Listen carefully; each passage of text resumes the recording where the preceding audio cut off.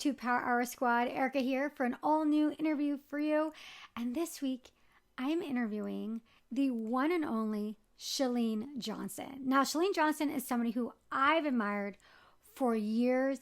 She is a superstar, powerhouse, boss, babe woman. I mean, she embodies everything about being a powerful woman and a successful woman, and I admire her. So for me to have her on the podcast was truly an excitement and an honor. And I asked the same questions I asked everybody else, so I had her dig deep and really reveal some of her Instagram strategies. So this episode is all about Instagram, and Chalene is the queen of Instagram, and I really wanted to dig in there and get as much information as I could from her about growing on Instagram today in 2020. And a lot of people ask, is it still too late to grow on Instagram? So Chalene reveals why it's not and what you can do specifically to grow your Instagram account.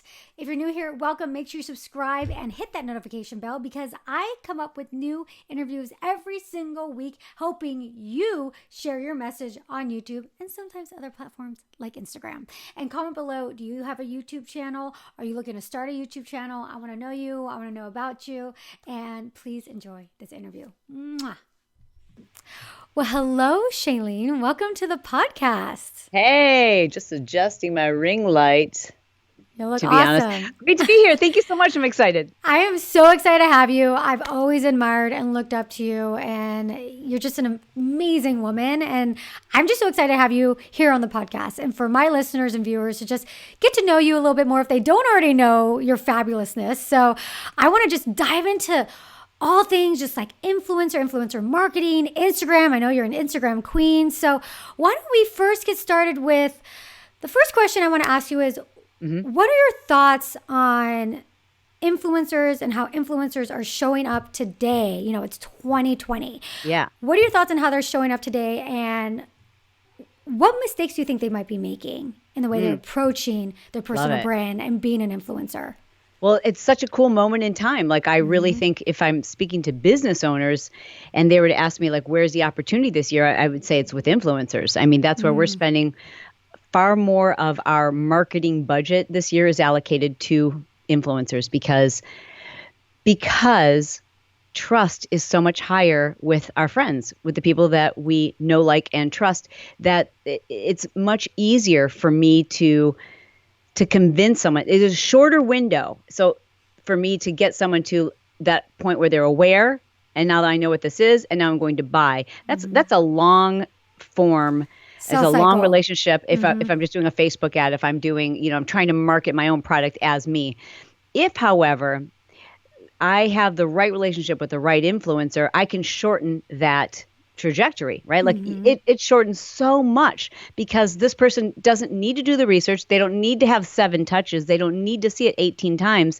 They already know, I already love Erika. I trust everything that she says because she's never led me wrong in anything that she suggested before. So therefore, she just mentioned it once. I can buy it. It's a much faster opportunity. So I think that means there's a great opportunity for people who are influencers. And who's an influencer? Everybody. As much as I like, for some reason, that word sometimes makes me a little cringy because you meet people who are like, oh, I'm an influencer. Yeah. You're like, I post pictures and tell people what to buy. Yeah. You're like, really? But there's so much more to that, though. Yeah, there is. And so we all have influence, and never has that more been true. Like today, in fact, the influencers who tend to have the greatest impact are micro influencers, people with a small tribe where they have an intimate emotional connection.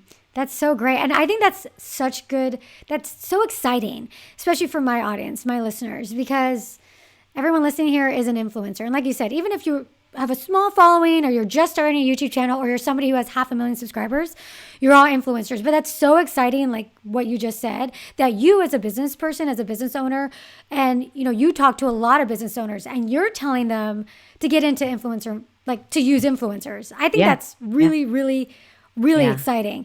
And so my next question to you is then Well, this is actually a little different than the initial question I was going to ask, but off of what Sure. you just said.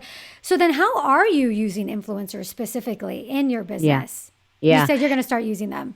Yeah. Well, we have. I just think here's the problem I think with most influencers is it isn't, and even for businesses, the problem they face is it's the wild west, right? So it's a very difficult thing to negotiate. It's hard to know how much should I be paying. Like I remember the very first kind of substantial influencer deal that we did.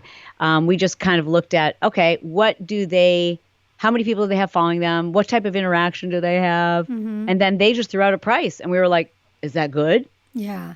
I don't know. And then someone with a relatively similar size following threw out another price that was a lot lower, and we're like, is that good? Yeah. I don't know. It's like, are you comparing apples to apples? So it's very difficult right now, but that means that there's incredible opportunity for business owners because it's a wild west. There's so many people out there right now who haven't even considered being an influencer. Influencer marketing is about relationships, and that starts with the businesses reaching out personally to the influencers that they think are a good fit, not just based on numbers. We've all received the inbox DMs where it's like, we think you'd be a perfect fit for our brand. And then I go and look at their Instagram page and I'm like, but your brand is 19-year-old girls in bikinis. Yeah. I'm 50. I'm not in bikinis on my page. Like, what are you talking about? Yeah.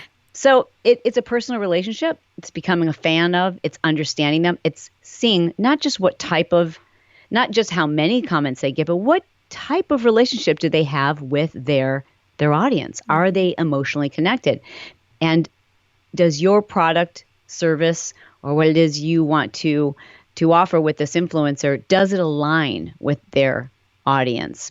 Is it something they would actually use, love, etc.? Because that's the kind of person who you want to work with, not the person, I think, who's there's a price for anything. Like they will sell, and we know who they are, right? We've all followed them and unfollowed them. It's like every single day is a swipe up for my discount code. Like we're on to you now. You know what I mean? It's like, oh, sheesh. Yeah, it's like too much. Yeah. So I think the opportunity there for business owners, I would say, is to have real conversations in the DMs and to know that you can just do a one-time trial. You don't have to sign a 6-month deal. You don't have to sign for most of them.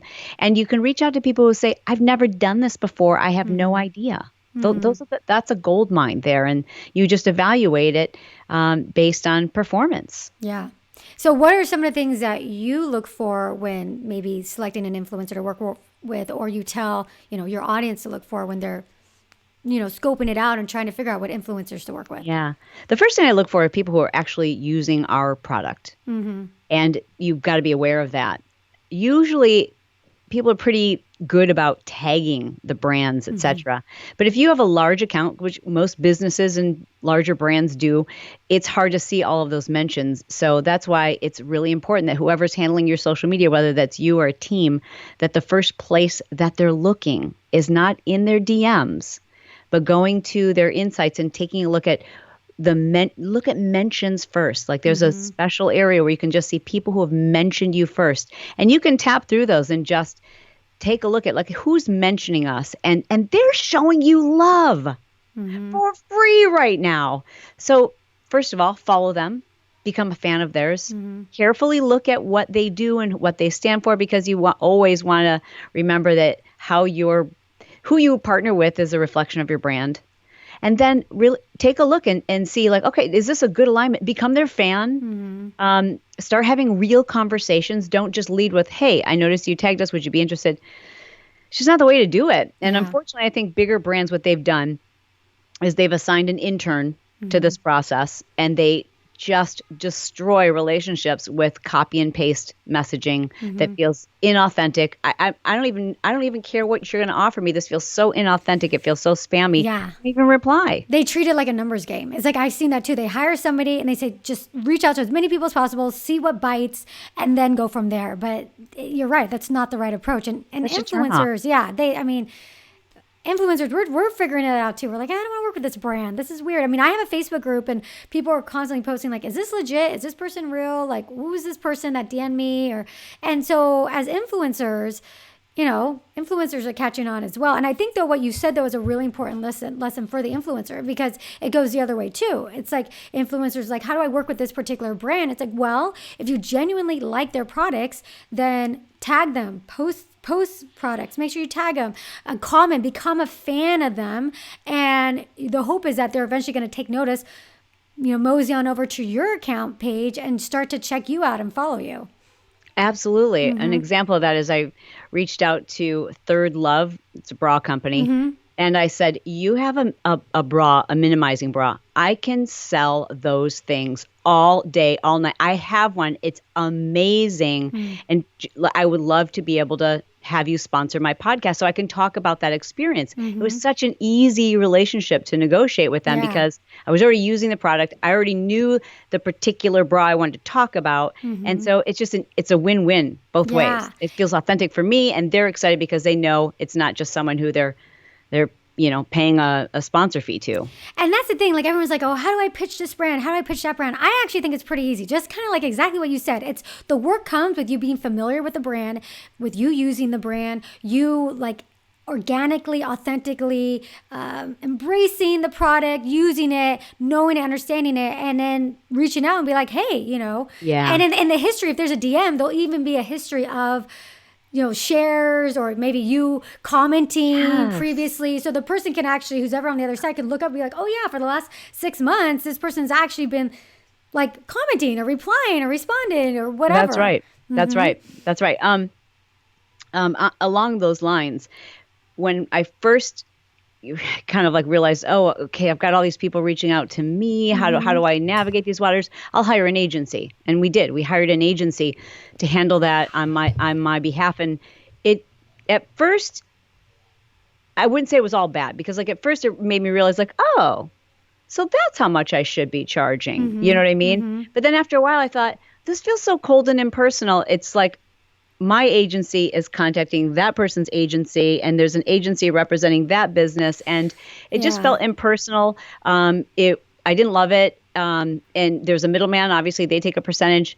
And so right away, I realized I want to reach out personally, because I would say like, hey, why don't you? They would give me tons and tons of different offers, and I'd say, I'm not interested. I would never use that. No, I'd never talk about that because I'd never use it. And I think that was frustrating them. And then I started giving them names. Well, here are the things that I do use all the time. I'd love to reach out to them. And it just took so long. I realized I should just be doing this myself. Yeah. It's way better. Yeah, way better. So you were referring to an agency for you to get podcast sponsors, or sponsors to your like socials. Social podcast, you name it. Yeah. No, I agree. It's like, yourself. And the thing is though, it's always like, how much? And it's so hard to say, because like you said, that micro influencer, if that influencer has a lot of influence in that audience, whether it's like 5,000 subscribers on YouTube or 10,000 followers on Instagram, and maybe they've proven that through affiliates that they've used or other things or whatever it is, it's like, if you have that strong following, that could be much more valuable than somebody that has 100,000 subscribers or followers that is not as niche focused or as influential to their audience. That's right. And also I want to encourage influencers to look at not just the influencer opportunity, but the affiliate opportunity. Okay, yeah, let's talk about that. Then you're really becoming partners. Like that relationship. So there's been a few sponsors who've come to us, whether it's for social or to sponsor our podcast, and have offered an affiliate deal, right? Like, you read X number of ads and we'll pay you X number of dollars per ad, which is really nice. You don't have to worry about anything. But there's also a few where I'm like, you don't understand how much I freaking believe in your product, and I've talked about it, and I push it on everybody I know in my real life. Like, I'm pushy when I know something's amazing. Yeah. I think I'd love to know a little bit more about what your affiliate relationship looks like. And it can range anywhere from 7% to 50% to seeing if it's a recurring business. There are a few affiliates that we work with where the the affiliate fee that we get is ongoing for the life of the customer. I have a few relationships Those like are that amazing. too. Yeah, those are great. Those are especially if it's one I know I'm going to talk about regularly on my show. Well, then it makes more sense for me to become an affiliate. And that might mean that I'm sharing. I will even consider saying, okay, well, let's say I get 50%. Well, I'm going to give 20% of that to my audience and take 30%. I'm going to give them a discount code. And sometimes they'll say, oh, we don't have anything like that. You can arrange that. You can say, well, what if we set up a discount code? You give me the affiliate of 30% versus 50%. That way my audience is being taken care of. Like there's a reason why they're not just going to the link because I said so, but like they're actually getting it's something benefiting special. them. Yeah. And those have been far more lucrative than just the flat sponsored posts or sponsored podcasts. Do you recommend negotiating for almost like a hybrid of that? Like a flat fee plus an affiliate? Or are you a fan of just saying affiliate only? It depends. It depends on the product, depends on the price, it depends on what their affiliate model looks like. Yeah. And then also, how open are they? Because if you're complicating things, you can just tell based on the conversation you're having, like, am I already becoming a pain in their butt because I'm proposing something they've never done before?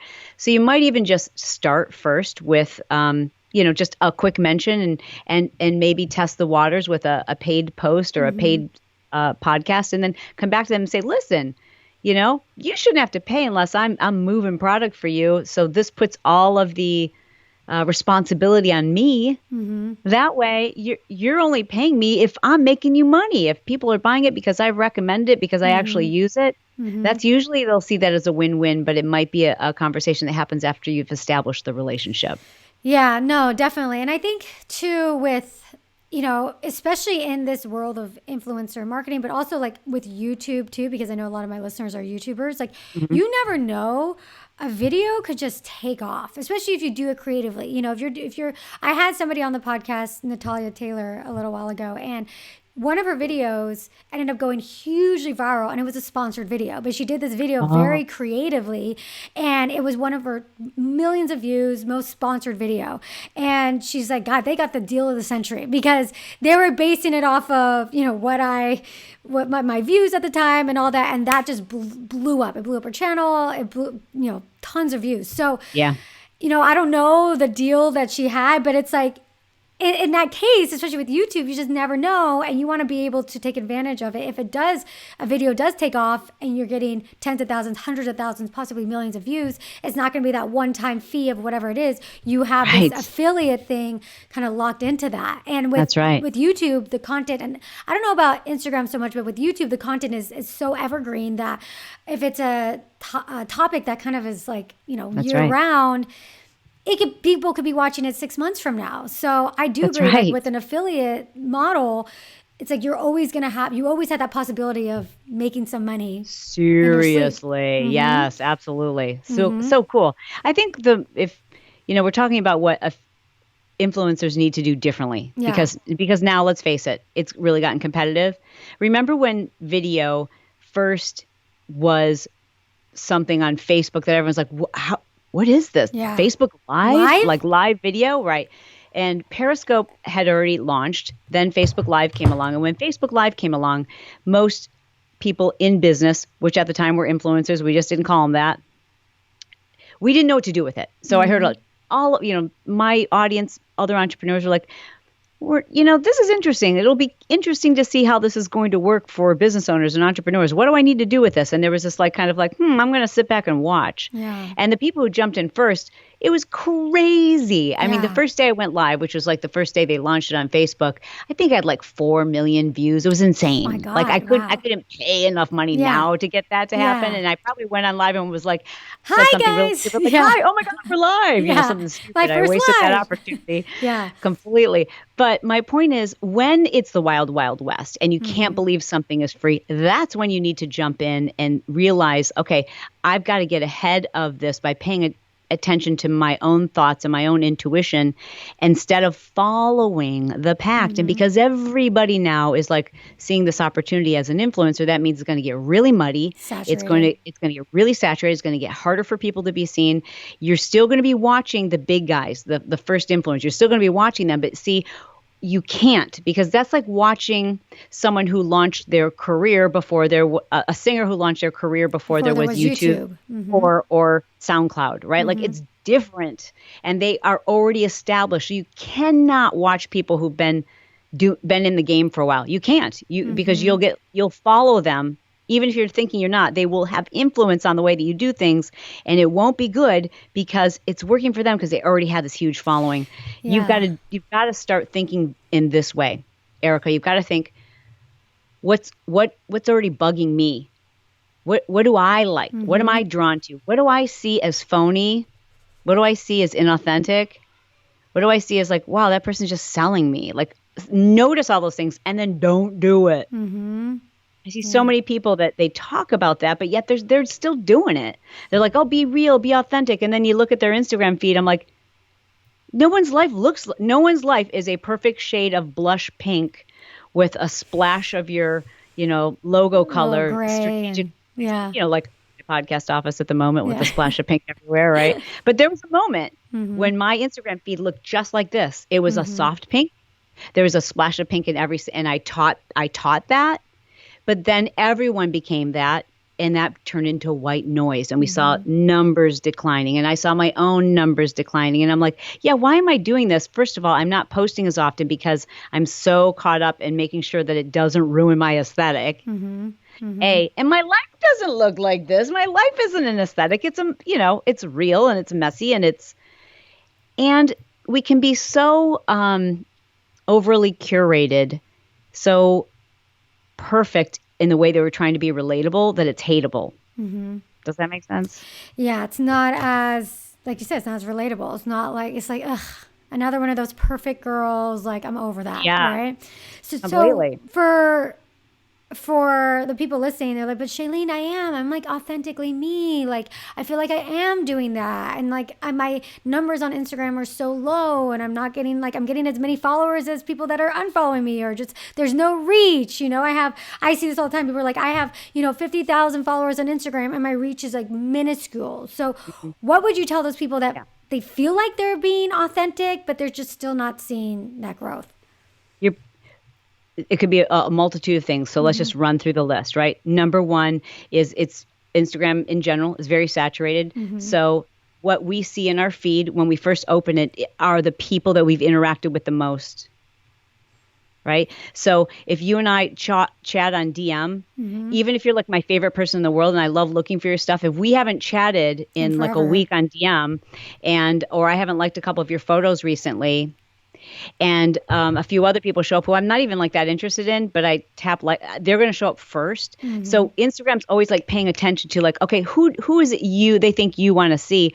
And they do that based on real interactions. So you've got to interact back and forth with your followers.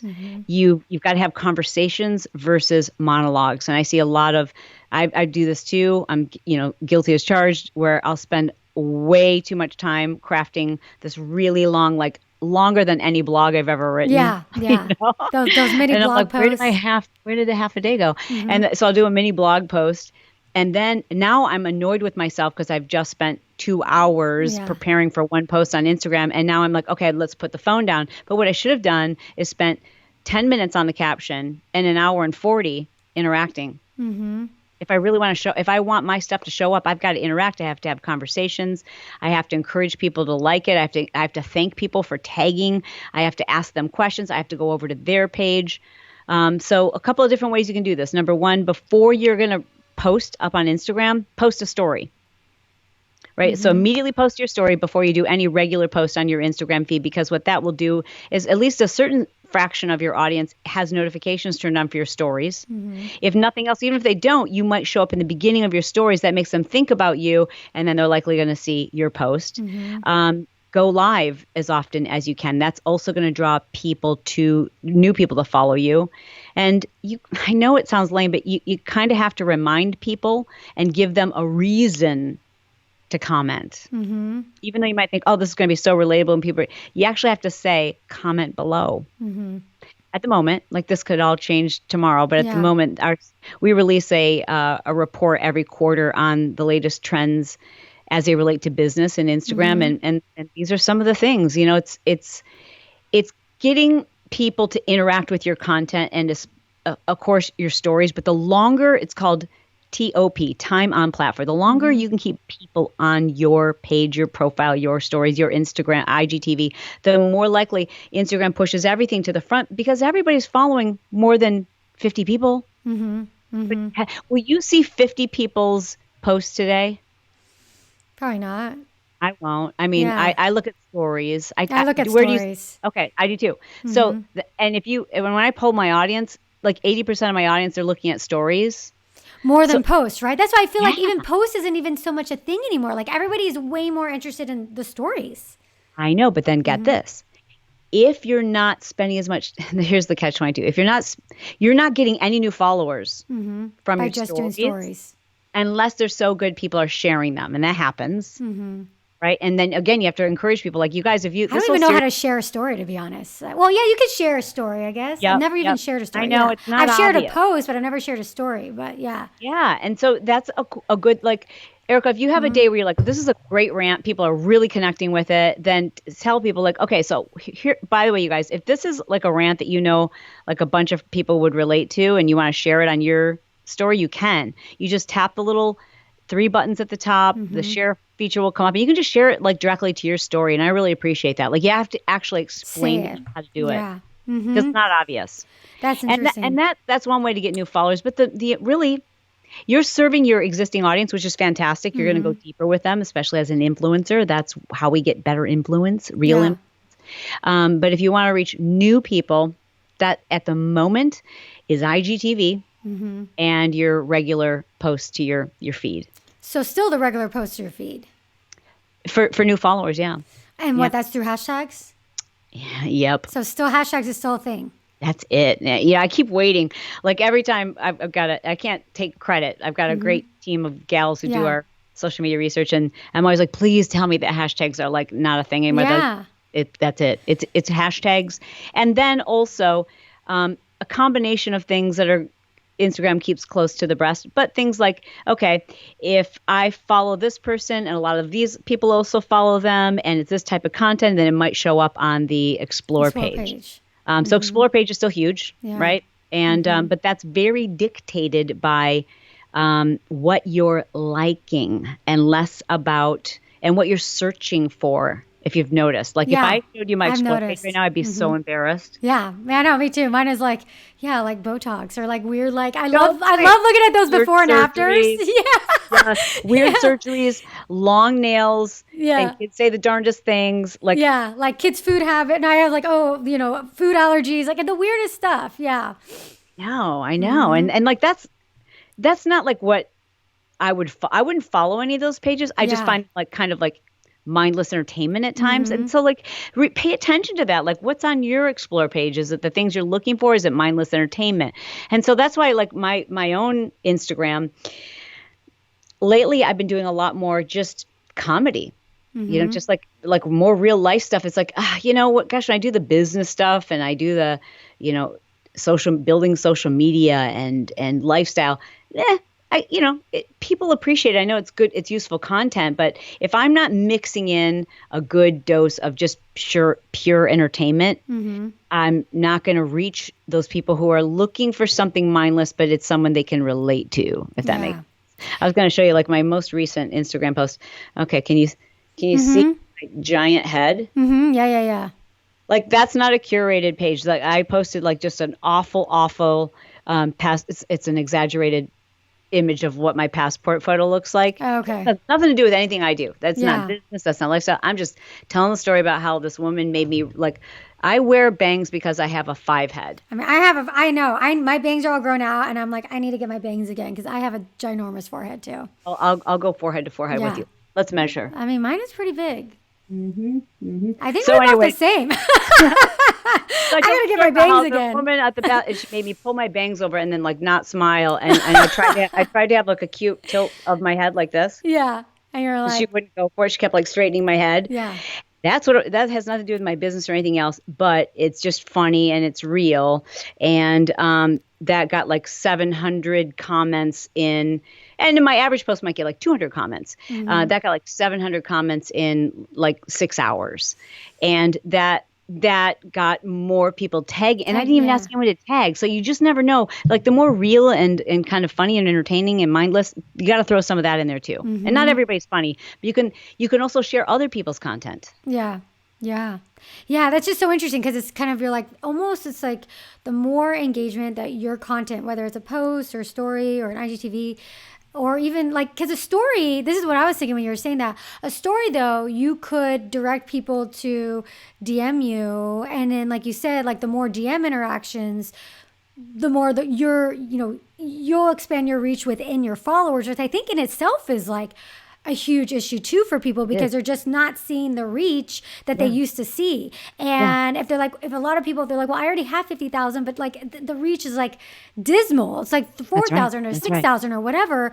It's like, okay, well then maybe some of these things that you're talking about, like doing more interactive stories, doing the little quizzes, doing the DMs, like ask me a question, or like, hey, DM me with this, or what do you think about this? And then maybe more of those DMs. I mean, granted, it is going to be more work than you were doing previously. You can't just post and ditch, but maybe that's the name of the game today. And that's well, here's the other thing to keep in mind is it's not just DMs. Mm-hmm.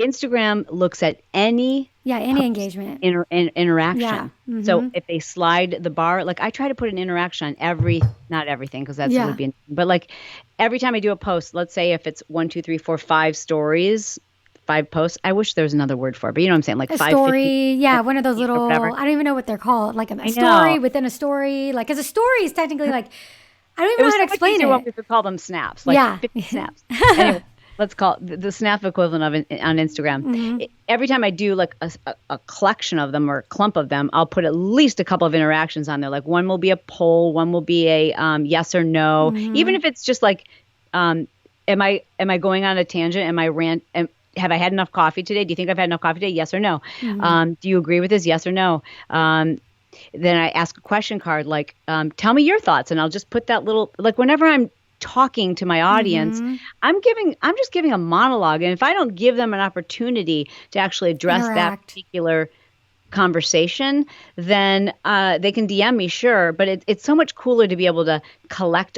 Like, okay, I know if I just look at their answers, these are the only thing I'm looking at right now are people responding to that particular rant. Mm-hmm. So it's any type of interaction, swipe ups, etc. Speaking of which, to my micro influencers who are watching who haven't yet reached 10,000 followers, mm-hmm.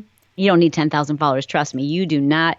In fact, I think even if you have 10,000 followers, you have a greater advantage if instead of saying swipe up, if you want to learn more, say DM me if you want to learn more, mm-hmm. or hey, send me a message if you want me to send you the link. Mm-hmm. And then you can use a text shortener, which is a text replacement that everyone has, whether you're Android or iPhone. Just Google it, mm-hmm. and all you have to do is say, then you type it out once, like, hey, thanks so much for asking. Here's the discount code for my blah blah blah. I think you'll love it. Love to hear what you think after you order it. Have a great day. Mm-hmm. And I can just type in 3 letters, whatever it is, the code that I've saved it for.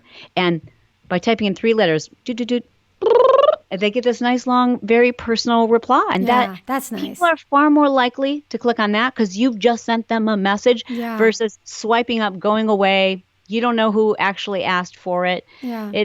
It's so much more customized. It's customized. It's personal. I mean, it's more personal that way, and I think that's really great. I think there's a lot of interesting ways. Everything I can't, especially the size of your audience, but I try to mix it in there, especially if it's an important link. If it's my podcast, I might just say swipe up if you want to listen. Yeah. But I also, and I'm sorry I'm going on a tangent here, but another thing that I think influencers need to avoid in 2020 is over self-promotion. Okay, let's talk about that.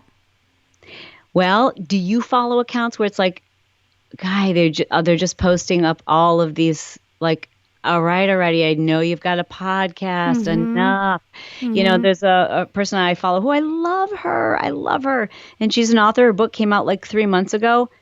And so every day, do I still need to see like 95 shares that she's done of like people holding up her book? Oh, yeah. I know that's really nice. I got it. Yeah, you know what I mean? But like, I got it. Now I'm following you. So now she used to have like really interesting stories, but now I'm like, I don't feel like tapping 50 times through all those things. Yeah. We have to stop and ask ourselves, does this serve my audience, or is this serving me? Am I resharing this? Someone shared my podcast, someone shared my YouTube channel, and they said, awesome. And so you want to say thank you by sharing that back. Yeah. But just say thank you instead of always sharing it to your feed, because when you share it to your feed, it doesn't serve anyone except the person who gave it to you, and maybe they'd much rather get a personal reply than you sharing it. Yeah. It just, yes, you want to share it from time to time to encourage other followers to do the same. But if you overkill it, you're killing your stories. And stories is where we build a deeper relationship. We actually get the reach of the people who are already following us. Girl, you don't need more followers if you can get the ones who you already have to pay attention. Yeah, and I think that's really interesting because I think there's like this fine balance, especially for people that own businesses or even like influencers that are trying to promote different products or their affiliate links or whatever it is. There's this fine balance between providing value, but providing value by like always selling something. But it's like there's just different things. And like you said, self-promotion. Yeah. Because you do, to an extent, you do need to share what's going on, how you're helping people, what you have to offer. Like you do, like, and that's part of it. Like certain people, like if they didn't share certain things, like I was like, oh, I didn't even know that they had a podcast, or I didn't even know. So you don't want to fall guilty in that. You don't want to go so far in that camp where it's just talking about personal stuff and you're not sharing any of it. But then there's the other extreme, like you said, where like every post is like, okay, like, like this person shared me and like, yay, oh, my book is amazing. This is amazing. My, whatever's amazing. So I think there's this fine balance where you kind of have to do both. What do you think it is? What is that balance for you? I think there's a combination percentage? between I've never actually thought about it as a percentage, but I do think that it's important that you do share to an extent. That share, so true. Great point. That share though has to also be wrapped in some value. So if they're sharing about a podcast, then you want to say, tell me why. Yeah. Like why, like this podcast, I'm so glad you shared it. You guys, like this podcast episode, like talked about how she like blew up and it was so amazing. And like, oh, thank you for sharing. So I think when it comes to sharing, there always, and self-promotion, there has to be some value to it. Yeah. And you have to show like, oh, great. Like, for me, I have a boot camp for women where I help women grow, their YouTube channels. And I love it when somebody shares, hey, Erika, like I just, like hit my goal of 30,000 subscribers and I have to thank you for it. So if I'm going to share that, it's going to be like, hey, look at what this person did. We talked about this. So there's some value along the lines of that. That's good examples.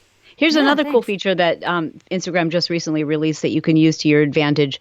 It's the collage layout. So what you can do is you can take, when somebody shares your like that they've listened to your podcast or your YouTube channel or taken your course, take a screenshot of it and just do that. And then each day you can post up the collage. And instead of taking up like 8 stories that are self-promotion, you can just do 2 and feature 4 on each one.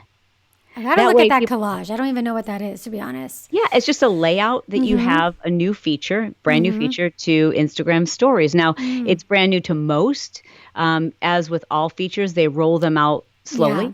So you might not yet have it at the time you're listening to this, but I've been using that, and it's a great way to, again, acknowledge your followers, to inspire others, but not to turn your own stories into something that's just like, oh, okay, all she does is repost her own stuff. Yeah. And as with regard to what you just said, there's a way to sell every single day, every single story that's still serving. And there's a difference between selling and serving, and 100%. And I think you have to have a heart for that. And if you have a heart for it, you don't have to worry about it. Like if you ask your followers, they won't even know. If you say I sell too much, they're like, I didn't know you're selling. You know what I mean? Yeah. So there's a way to do it with intention. And as long as we just stop ourselves as influencers and say like, okay, how can I position this where it actually serves other people? Like there's value in hearing about this. Because that's the thing. That's what people are going to keep on watching your stories. And we're like, oh, there's a story from Chalene, or and then the second that wavers and it's like,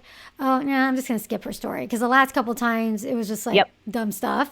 That's when you'll start noticing the decrease. So it's kind of like you kind of Let me ask you, what, because there's people we both follow that like, I need to see their stuff every day. I need to see it, or I worry I'm going to miss something. Yeah. What is that for you? What is what though? Like what? What makes you want to follow people?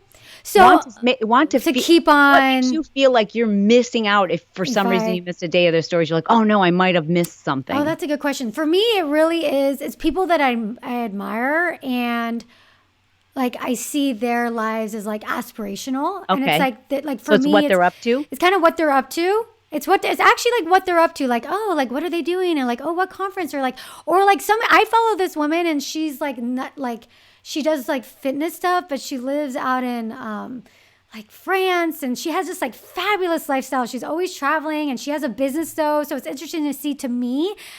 Because I'm always like very business minded too. I kind of like to see how people are running their business and doing things. So a little bit behind the scenes, a little bit aspirational,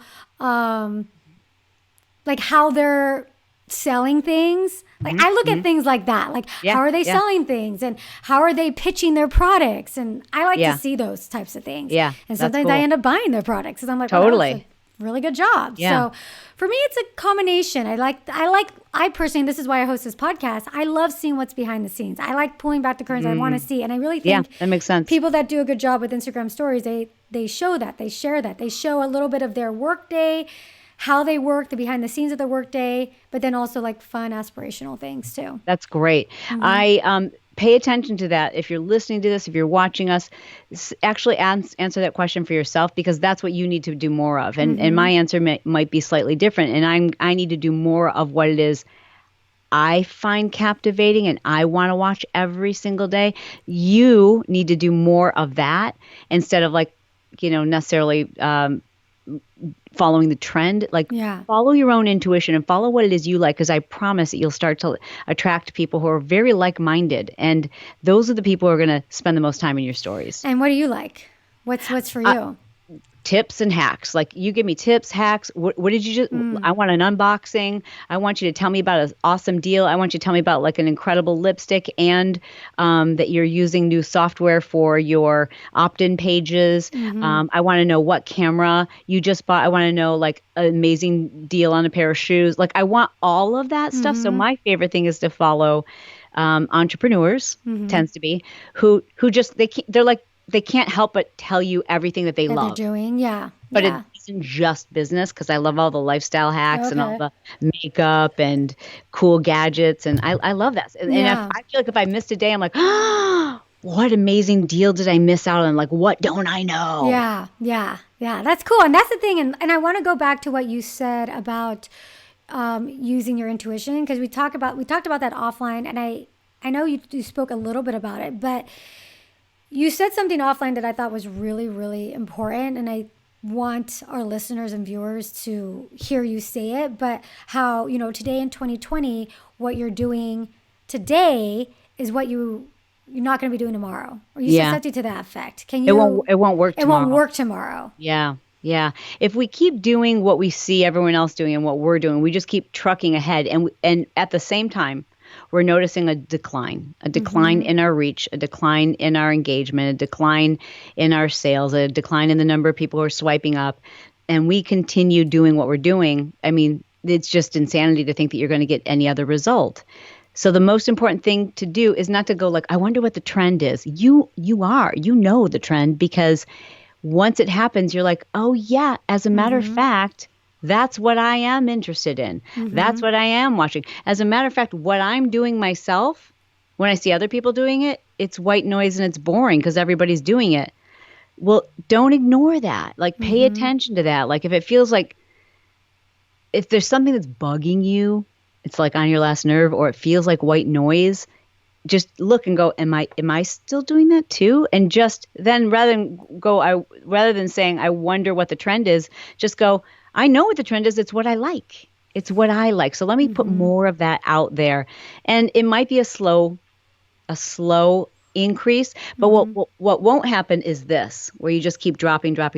You might level off. And leveling off right now is way ahead of where everyone else is, because everyone else is declining. You think that's the case, that a lot of people are they're seeing their numbers drop? The people who aren't are the people who are doing something really different. Yeah. Not because they're just trying to do something different, but because they're just like going like, this is just what I like. This is who I am. Yeah. So then that's like the tricky thing, because I think so many people are, especially influencers, and like we started this interview saying like the future for influencers is so bright, right? It's like this is the next age of advertising. This is the next wave that businesses are going to get themselves out there is through other influencers or becoming an influencer themselves. So it's kind of like you can't almost have a business today without utilizing influencers in some way, shape, or form, which is amazing for the influencers. However, though, the barrier to entry to being an influencer, like you said earlier, everyone can be an influencer, right? It's super low. That's so right. it's like people are like on there saying like, okay, I don't think anybody says like, I want to be an influencer. Maybe people Yes, I do. maybe they do. And they like, well, it's like, I want to live that lifestyle. People want to say that. I don't think people say like, I don't know, I think it's just so cheesy to say it. I think people are like, I want to make an impact and I want to get a following and I want to live that lifestyle. And so then it's like what you're saying then is, okay, you're looking at all these people and like they're doing cool things. They're going on these trips. They're like getting free stuff. They're, making $5,000 a post or $500 a post or whatever it is. And that's their life. And, you want to do that. And you're looking at what they're doing. But what you're saying essentially is like what they did, you can't do because they might have gone on the platform a few years ago or even 6 months ago or 5 years ago or whatever it is. And so It just won't stand out. Yeah, so you have to do today. something different. And so what you're saying is, because I was like, initially, I think offline, I was like, well, you got to be innovative. And you said, well, it starts with being intuitive and that's easier. So how is somebody supposed to, like, with all this noise, right? They're following all these people. They're looking at YouTube channels, Instagram. How do they know what to do in that instance? Yeah. That's really intuitive or innovative or using their intuition to be innovative. Don't be afraid to experiment. That's what I would say. And I would literally sit down with this is what I had to do. I sit down with a pen and a piece of paper and write down the things that I found like almost, I don't want to say offensive, but just like, no one believes that. Like, that's not real. Like, it makes me trust you less that your whole family is dressed in white and you're holding hands and you're walking on the beach and you all have matching Gucci belts. I'd like you less. Even the 5-year-old. I'm not even joking. Like, I like you less. And so I need to write that down because there's a thing that happens in our brain. And I don't know if this happens to dudes, but it happens for sure with women. We're like, my whole family should be dressing in white. I'm going to buy Gucci belts. You know what I mean? Like you feel like that looks so good. I hate them so much, but we should do that too, you know? But resist that temptation and just notice that you don't buy it. Like it feels phony. Write that down, write that down so that you remember not to do that because that's inauthentic. Your inauthenticity radar, if there is such a thing, went off. Pay attention to that. And then when you see something that's like, doesn't matter how many likes or views or whatever it has, you're like, that is like so real. I love that. Do more of that. Yeah. Just do more of that. Someone I think about who's really, really well known in social media and a huge influencer is Ricky Thompson. Do you follow Ricky? No. He's freaking awesome. Who is that? Ricky Thompson. He's I was just, like, maybe I I don't know know, who he is. but I freaking love him. He's this African-American, outwardly gay, very flamboyant, freaking hysterical. Okay. And when I watch him, I'm like, I just want more of him in my life. This is so real and so funny. And his apartment, he's, multimillionaire. His apartment is decorated with Britney Spears posters. Like that is young. I love him so much. Yeah. And like I watch, and then they're like, I just will stumble upon things. This is what I do. I stumble upon things. I'm like, that's real. That I don't know who this person is. I've just watched one video from them, but I trust them with my life. I would let them come and stay in my house.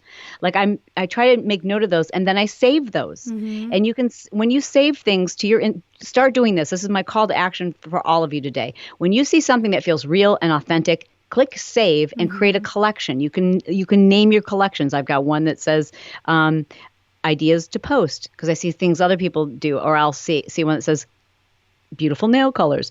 Just put one that says real. And then every time you see something that's like that's real, save those and pay attention to those because you don't need to copy them, but there's something about those people that you instantly trusted, instantly liked, and wanted more of. And I just saw this guy who was sitting in his car and he was in Detroit, doesn't have very many followers, but he was just like the way he recorded it with jump cuts, like really fast one-liners. Yeah. But it was all so real, and I was like, I would much rather do this than if I see one more, perfectly staged YouTube video with sparkly things in the background, like, hi guys, welcome to my channel. Yeah. Like, no, I can't. Like, that was so real. And that's, if you're turned off by it, everyone else is starting to be turned off by it too. And that just means that it's becoming white noise, which means no matter how well you do it, it's just like everything else. So pay attention to what sparks your love interest because it feels real. Yeah, I think that's really good advice. It's like pay attention to what feels real, but also pay attention that catches your attention, because it's like something's catching your attention amongst all of this, like you said, Chalene, amongst all of this white noise, then they're doing something right? Like, oh, that's different. That's interesting. And I think that's really good advice. And I think that's a great call to action too, because it's Instagram and YouTube. It's the same on YouTube too. It's like a lot of times you see some of these people that are blowing up and they're just so themselves, so real, so authentic, like not like that normal YouTuber set. And you're like, okay, why is that? Right. And I like to look at the that. van. Oh yeah, that chick. I had that was interesting. I have a lot of ideas about theories? That. Yeah, not have you even done like a show theories. on that one yet? Not yet. I probably should, but like I have a lot of thoughts on that. To me, she's actually very polished. Like I agree. She's so polished. Like it was almost as if like she's trained, she's polished. She's like it's yeah. So that's actually it catches your attention because there's a van, there's a beautiful girl, there's a snake, all that stuff. So that catches your attention though for a different way, and I think that's right. And I think that works also in Instagram, but not most everybody who's just starting off as an influencer doesn't have, I don't know, the production capabilities, editing capabilities to do that. If you do, great, lean into it. That's your zone of genius. You know what your zone of genius is. Maybe you're an amazing editor and you can kind of do these fun jump cuts like you mentioned, Chalene, or maybe whatever it is, maybe you're super funny. Lean into that and then go that direction. But what's your favorite video editing app that you use on your phone? Me? Yeah. I don't edit on my phone. You don't? No, okay, I'm terrible at that stuff. I'm going to give you one that's going to make it really easy for you to do IGTVs. It's called Video Leap. Okay, yeah, I've never heard of that. I'm writing it Video down. Leap. Let me see if I can show you. It's going to be in the show notes. Go that way. That way. No, I see it. Video Leap. It's the one that looks like a little fire. Thing. Yeah. Yeah. It's amazing. Someone just suggested it to me. It's like amazing. It's so easy to just swipe up and make these cuts. Oh, really? So yeah. So a lot of times what I'll do, here's a IGTV tip for y'all. When you've got like a really good day of Instagram stories, hopefully they're already saved to your camera roll. You just drag them into that app.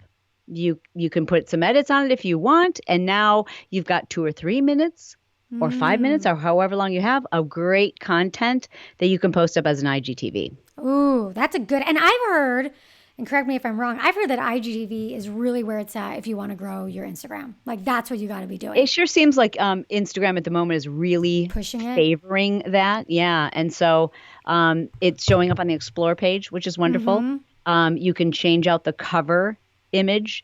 There's so many cool things you can do with it. Now you can post in both landscape and portrait. It is discoverable. And because Instagram, it's a relatively important piece for them that they're promoting. That means they give it preferential treatment in terms of the algorithm. So yeah, I try to do at least one IGTV a week. Yeah. Me too. Yeah.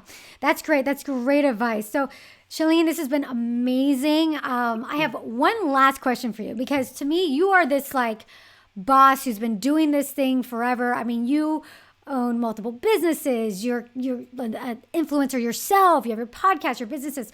What I want to know is there anything that today, like in 2020, that you, Chalene Johnson, is struggling with? Yeah, always. People and staff. Oh, like yeah. I know that it's not just about like making more money. Like my life gets better when I have better people around me, and that has always been the thing that I see that's changed my business, improved my business. It's lifted the ceiling because you are your own ceiling. So but I'm thinking about it all the time. Like, how can I find really great people? And you have to do that slowly. Hire slow, fire fast. But the more we invest before we can afford to in the right people, the bigger our dream gets. And more importantly, the more you get to live your dream life. So that's always a challenge for me. I don't have that down. Like sometimes I hire too much for personality, Yeah. like that they fit with my culture, but then they're missing some of the skills. And sometimes I hire for skills and I'm like, but they don't fit in with the culture. And sometimes I just don't prioritize I don't prioritize sitting down to go like I need to go through these candidates. I need to write the ad. And I need to do that. Yeah. Yeah. Well, that's awesome. Thank you for sharing that. What is it for you? Oh gosh, for me it's time management. Well, not so much time management because I actually manage my time pretty good, but it's being able to do everything that I want to do in the short amount of time that I have. Because I've got two very young children, and How old it's are your like kids? 2 and 4. Oh, they're 2 and 4. Yeah. So that's why even this interview, Chalene, my sister had to come because, my nanny got hurt. And hey, Jacqueline. Yeah, shout out to Action Jacqueline, who's watching the kids right now. But for me, that's my biggest thing because there's so much that I want to do, but I have I have to triage what's the most important thing that I need to get done today that's going to move the needle in my life, in my business, in my personal brand and all that. So there's so much I want to do. That's the word triage. I love that. That's what it is. It's like, okay, which body what bullet hole do I have to plug first? Exactly. And so because I have only an hour today, maybe 3 hours, and it's like, for me, it's like I'll be up till 2 a.m, 3 a.m. I know that's not the best for my health because I know that, but it's like I look at it as seasons. This is my season that I have to do this if I want to have some time and enjoy the time with my children because that's so important to me because I know they're only going to be young for this amount of time. So for me personally, that's what I struggle with. So. That's really honest. I think every mom in America is like, thank God you look so perfect. I was hoping that maybe you struggled with that too. Oh God! I posted on my Instagram stories the other day. So if you want to have a perfect house,